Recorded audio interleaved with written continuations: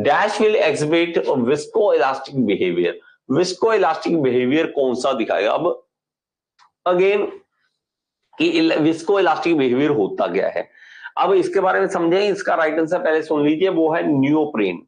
Neoprene ने जो है वो विस्को इलास्टिक बिहेवियर दिखाता है। विस्को इलास्टिक बिहेवियर का मतलब, इलास्टिक का मतलब तो आपको पता है कि वापस आ सके, फोर्स लगाएं और वापस आ जाए। लेकिन विस्को इलास्टिक किसे कहेंगे? These are the material for which the stress and strain are time dependent. Stress और स्ट्रेन जो है वो टाइम पे डिपेंड करते हैं, कि हम जब देखेंगे टाइम के हिसाब से उसके अंदर स्ट्रेस और स्ट्रेन की जो वैल्यूज है वो चेंज हो रही है। Viscoelastic material combine two different properties as name suggested. Viscous एक है विस्कस और दूसरा इलास्टिक। विस्कस का मतलब क्या है? That they deform slowly when exposed to external force, कि अगर आप फोर्स लगाओगे धीरे धीरे उसके अंदर चेंजेस आएंगे। और इलास्टिक का मतलब क्या है कि अगर एक बार डिफॉर्म किया तो वापस अपनी जगह पे आ जाएगा। तो इसके अंदर एग्जांपल लिख लीजिए, इसके अंदर है नियोप्रीन, पॉलीस्टाइरीन और पीवीसी। पीवीसी पॉलीविनाइल क्लोराइड है। इसके अलावा वुड हो गया, ह्यूमन टिश्यू हो गए, as well as metals also at high temperature. ये भी हमारे पास क्या होते हैं? ये विस्को इलास्टिक मटेरियल में आते हैं। तो इसमें से कोई भी पूछ ले आपको, मोस्टली नियोप्रीन पूछता है या पॉलीस्टाइरीन पूछता है। पॉलीस्टाइरीन तो पीवीसी ये भी याद कर लें, ये नॉर्मली हमारे पास तीनों में से कुछ भी पूछ सकता है। ओके, नेक्स्ट चलते हैं। Out of the following which is the amorphous material. देखिए हमारे पास अमोर्फस होता क्या है? ये एक होता है क्रिस्टलाइन सॉलिड। क्रिस्टलाइन में हमारे पास ये ना प्रॉपर चलता है, ये देखो क्रिस्टल बनेगा तो प्रॉपर एक फॉर्म बनेगी इस तरह से, इस तरह से, ठीक है? तो इसको हम क्रिस्टलाइन सॉलिड बोल देते हैं।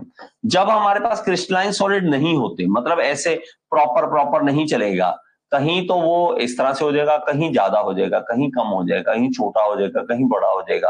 ये क्रिस्टल जो है वो कुछ भी हो सकते हैं ऐसे, तो इसको हम अमोर्फस मटेरियल बोल देते हैं। जहां क्रिस्टलाइन जो है वो प्रॉपर नहीं होता तो वो होता है ग्लास। वो कौन सा होता है? ग्लास होता है। चलिए आगे चलिए। ओके, एग्जांपल देखिए अमोर्फस के। Plastic, glass, rubber, metallic glass, polymer, gel, fuse silica या पेस्ट टार। ये सारे जो एग्जांपल जो है वो किसके हैं? अमोर्फस मटेरियल के हैं। अमोर्फस मटेरियल के हैं। अलॉयज ऑफ मैग्नीशियम, ये क्या है? मैग्नीशियम, ये नहीं है, मैग्नीशियम है। मैग्नीशियम के अलॉय क्या है? इजी टू मशीन है, मैग्नेटिक है, लाइट है या प्रोन टू क्रोजन। तो हमारे पास मैग्नीशियम का हमेशा याद रखिए बहुत ही खास है ये।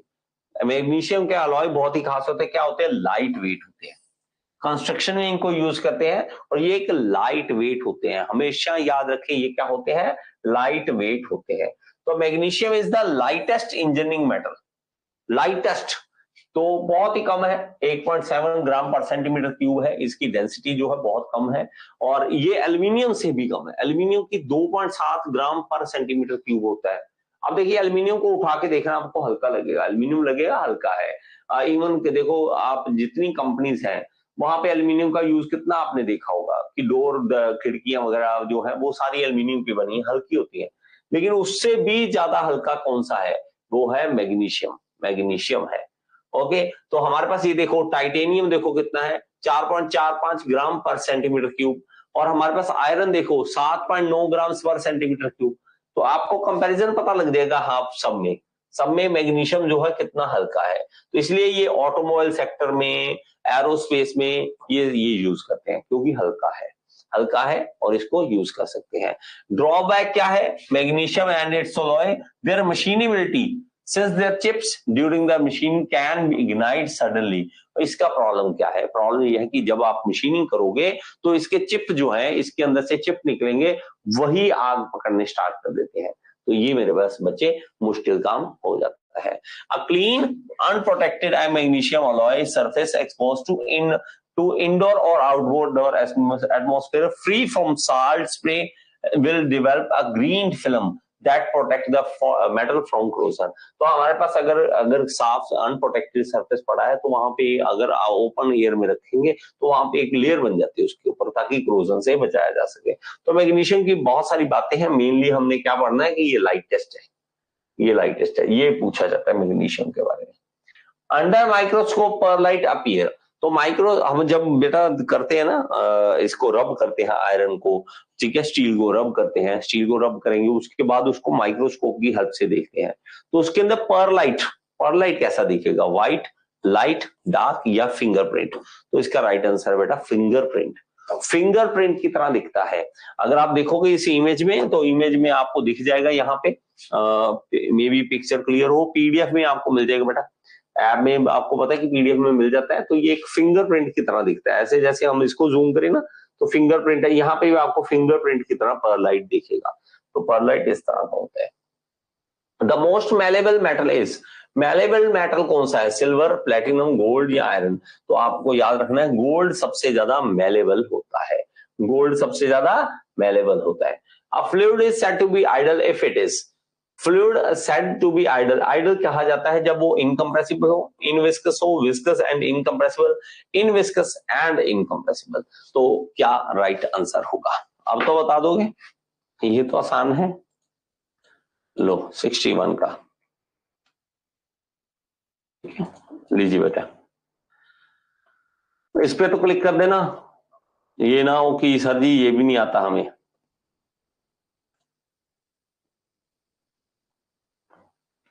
पानी पी ले, जल्दी से बोलो बेटा।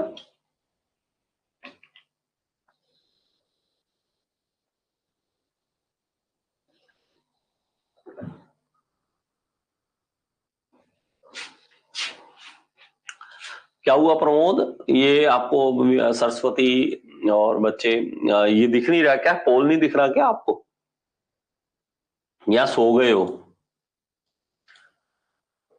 चलो देखिए, इसका राइट आंसर क्या है, इनविस्कस एंड इनकम्प्रेसिबल। ना तो विस्कोसिटी हो और ना वो कंप्रेसिबल हो, तो उसको हम क्या कहेंगे, आइडल फ्लूइड कहेंगे। Which of the following is dimensionless, इसमें से कौन सा डायमेंशनलेस है, specific weight, specific volume, specific speed या स्पेसिफिक ग्रेविटी। तो स्पेसिफिक ग्रेविटी जब हम देखते हैं तो हमारे पास क्या होता है, डेंसिटी किसी मटेरियल की और डेंसिटी वाटर की, या स्पेसिफिक हम जब उसको स्पेशल किसी के साथ देखते हैं तो हमारे पास वो होते हैं, तो उसका कोई किलोग्राम पर मीटर क्यूब, किलोग्राम पर मीटर क्यूब कट जाता है, तो इसका कोई भी यूनिट नहीं होता, स्पेसिफिक ग्रेविटी के कोई भी यूनिट नहीं होते। In the figure given above for ideal fluid the curve that is applicable is, तो हमारे पास देखिए आइडल फ्लूइड में कौन सी कर्व हम बताएंगे, ए, बी, सी या डी, ए, बी, सी या डी, चलिए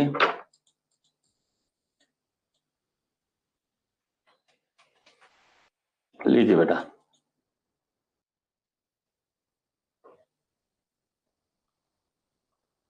थोड़ा जल्दी किया करो बेटा।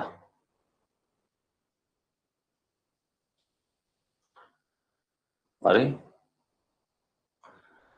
एक आंसर दो, कौन सा आंसर है आपका, चलिए ठीक है। सो ए इज द राइट आंसर बेटा, ए इज द राइट आंसर। ए मतलब हमारे पास जो है ये वाली लाइन जो होती है, ये हमारे पास आइडल फ्लूइड की लाइन होती है, ये किसकी होती है, आइडल फ्लूइड की लाइन हम देखते हैं। चलिए, surface tension has unit of, surface tension के क्या यूनिट होते हैं, newton per metre, newton per metre, C is the right answer. आगे चलिए, ओके आगे चलते हैं। Alcohol is used as a manometer because, alcohol को हम यूज करते हैं मैनोमीटर में फ्लूइड की तरह, तो हम it has low vapour pressure, it is clearly visible, it has low surface tension, it can provide longer column due to the low density. तो इसका राइट आंसर यही है बेटा, it can provide longer column due to low density. तो बेटा जो जब हम लो प्रेशर कहीं का चेक करना चाहते हैं ना, कि लो प्रेशर है और लो प्रेशर का चेंज, मतलब हल्का सा चेंज आ जाए, थोड़ा सा प्रेशर चेंज हो, अब अगर मतलब आप मान लीजिए मरकरी डाल लें, मरकरी होती है हाई प्रेशर को पता करने के लिए, लेकिन जब हम लो प्रेशर को पता करना चाहते हैं, थोड़ा सा हल्का चेंज, हल्का सा भी चेंज है पता लग जाए, तो हम क्या कर देते हैं, हम अल्कोहल को यूज कर लेते हैं, ताकि वो ज्यादा हमें वैल्यू दे सकता है, और ताकि लो डेंसिटी होने के कारण। और ये बाकी क्वालिटीज तो इसके अंदर है ही है। तो क्या क्या क्वालिटी चाहिए, हाई केमिकल स्टेबिलिटी चाहिए, लो विस्कोसिटी चाहिए, लो कैपिलरिटी कांस्टेंट चाहिए, लो कांस्टेंट ऑफ थर्मल एक्सपेंशन चाहिए, लो वॉलेटिलिटी चाहिए, लो वेपर प्रेशर चाहिए। इसके अलावा हम क्या करते हैं, हमारे पास देखिए जब हम बहुत ज्यादा डिफ्लेक्शन को चेंज करना चाहते हैं, छोटा सा लो प्रेशर को चेंज करना चाहते हैं, तो लोअर डेंसिटी वाला फ्लूइड हम यूज करते हैं। लोअर डेंसिटी वाला। तो कॉमनली यूज जो हमारे पास मैनोमेट्रिक लिक्विड्स हैं वो कौन कौन से हैं? मर्करी है, वाटर है, अल्कोहल है। ये कौन से? लो प्रेशर के लिए कॉमनली यूज फॉर आर कौन से हैं? ये वाले यूज करते हैं लो प्रेशर के लिए, while mercury use for the higher pressure. Mercury जो है वो हायर प्रेशर के लिए यूज होता है। इसको चाहे कहीं पे लिख लो बेटा, कहीं पे लिख लो इसको, अगर नहीं पता तो इसके बारे में। तो mercury is use for high pressure. और बाकी अल्कोहल, वाटर जो है, अल्कोहल जो है, वाटर और अल्कोहल किसके लिए यूज करते हैं? ये लो प्रेशर के लिए। वाटर और अल्कोहल किसके लिए? लो प्रेशर के लिए। चलिए आगे। Poised is the unit of, poised किसकी यूनिट है? पॉइस हमें सबको पता है बेटा, ये किसके यूनिट होते हैं? सरफेस टेंशन, कैपिलरिटी, विस्कोसिटी या shear stress in the fluid. तो viscosity is the right answer. Viscosity के लिए हम पॉइस का ही यूज करते हैं। The angle of constant in case of a liquid depend upon. So angle of contact, or angle of contact in case of liquid depend upon the nature of liquid and solid, the material which exists above the free surface of the liquid. तो हमारे पास इसका right answer क्या होगा? Angle of contact liquid का किस पे depend करेगा? A only B, both A and B, या नाइदर ए नाइदर बी। तो इसका राइट आंसर क्या होगा? तो मटेरियल विच एग्जिस्ट, तो हमारे पास वो कौन से होते हैं? तो इसका राइट आंसर क्या होगा? सी। दोनों ही हमारे पास राइट आंसर है। सी इज द राइट आंसर। हमारे पास क्या है? दोनों ही सही आंसर है। Nature of the liquid and solid पे डिपेंड करेगा, और material which exist above the free surface of the liquid, तो हमारे पास उस पर डिपेंड करेगा ये। ओके चलिए। To avoid vaporization in pipeline, the pipeline over the ridge is laid such that it is not more than. तो हमारे पास ये ऑप्शन मेरे बच्चे में मुझे लगता है पूरी नहीं दे रखे, 4 ऑप्शन होने चाहिए आपकी। ये भी लिख देता बेटा, ये ऑप्शन है आगे, वो इन्होंने लिखी नहीं हुई है, तो आपको लिख देता हूं ये 10 मीटर। सी है, सी क्या है हमारे पास? 10 metre above the hydraulic gradient line, 10 metre above the hydraulic gradient, ये यहां लिख लेना, अबव हाइड्रोलिक ग्रेडियंट लाइन। और डी क्या है हमारे पास? डी है 5 metre above, 5 metre above the hydraulic gradient. तो इसका राइट आंसर क्या होगा? तो बेटा इसका राइट आंसर देखिए, अब वेपराइजेशन को अगर आप पाइपलाइन के अंदर वेपराइजेशन ना हो तो उसके लिए क्या करना पड़ेगा? The pipe line over the ridge के ऊपर is laid such that it is not more than 6.4 metre above the hydraulic gradient. तो 6.4 से ज्यादा ऊपर नहीं होनी चाहिए, 6.4 से ज्यादा नहीं होनी चाहिए। इसका मतलब क्या है? देखिए हम क्या करेंगे, यहाँ पे मान लीजिए एक मेरे पास यहाँ पे रिजर्वायर है, यहाँ पे एक है और एक यहाँ पे है, यहाँ पे। अब मैं देखता हूं कि यहाँ पे प्रेशर कितना है, यहाँ पे प्रेशर कितना है। हाइड्रोलिक ग्रेडियंट लाइन बन जाएगी मेरी, हाइड्रोलिक ग्रेडियंट लाइन बन जाएगी। मतलब हम देखते हैं ना बेटा, प्रेशर देखते हैं और हमारे पास बॉटम में हेड देखते हैं, हमारे पास पोटेंशियल हेड देखते हैं, उसके कारण हाइड्रोलिक ग्रेडियंट लाइन बनती है। इसके ऊपर भी अगर मैं कहूं पाइप इसके ऊपर ऐसे निकाल दूं, ऐसे निकाल दूं, ठीक है, तो ये इसका मैक्सिमम जो हो सकता है वो हो सकता है 6.4 मीटर से ज्यादा नहीं होना चाहिए, 6.4 मीटर से ज्यादा नहीं होना चाहिए। होगा तो उससे क्या हो जाएगा बेटा? वेपराइजेशन होने लग जाएगी, पाइप के अंदर वेपराइजेशन होने लग जाएगी। Capillarity action is due to, capillarity action किसके कारण होता है? Surface tension, cohesion of the liquid, adhesion of the liquid molecule and the molecule on the surface of solid, all option are correct। तो एक आधा आंसर आप दे दीजिए, बाकी तो हम कर ही रहे हैं बेटा, एक आधा आंसर आप भी दे दो। लीजिए 69 का ABCD।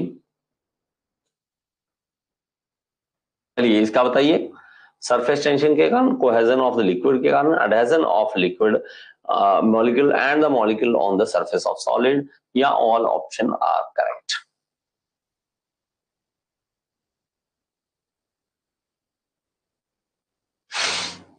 चलिए तो इसका राइट आंसर क्या होगा बेटा? ये सभी कारण जो सरफेस टेंशन, देखो हमारे पास कैपिलरिटी एक्शन जो होता है कि मेरे पास मान लीजिए यहाँ पे एक पाइप है, उसके अंदर ऐसे पानी के अंदर डाली तो यहाँ से पानी ऊपर की ओर चढ़ जाता है, ये कैपिलरिटी हो जाती है।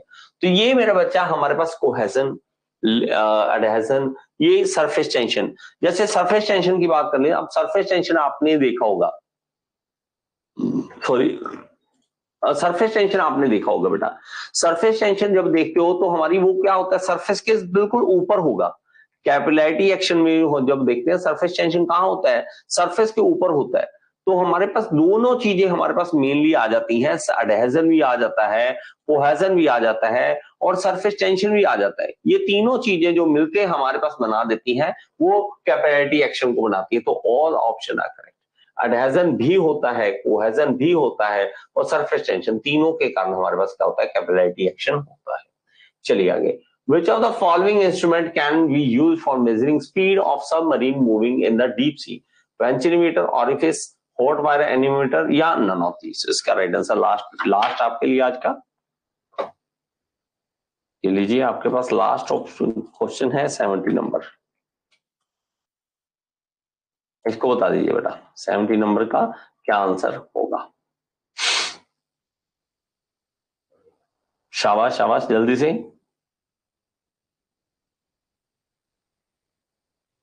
ऐसी बातें मत करा करो बेटा। चलो, तो नन ऑफ दिस, ये कोई भी नहीं होता बेटा इसमें से। Venturimeter, orifice meter, hot wire anemometer, ये कुछ भी नहीं यूज होते, ये कुछ भी नहीं यूज होते।